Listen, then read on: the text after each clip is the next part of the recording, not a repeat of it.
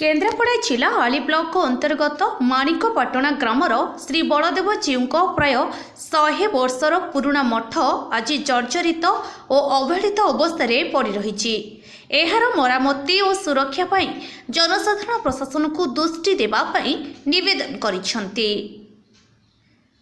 अशोक कुमार साहू का रिपोर्ट, आवाज ओडिशा। एटा विगत 1000 रु ऊर्ध्व वर्षर सर्वपुरातन माणिपाना पंचायतर ये श्री गोपाल जीव मठ ना आमर गाँव लोक सहयोग करती।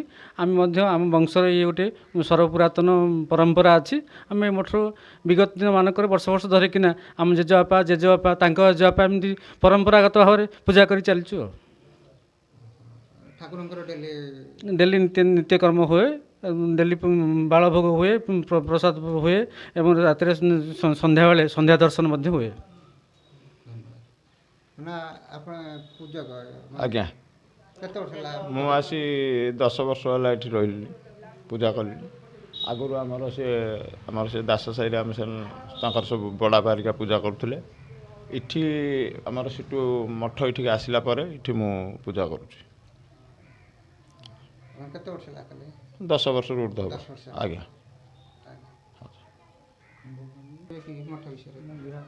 मठ तो आमर परंपरा रही आम सेवा करी आसुचु आम एमती धरिक आम कर आसुचु।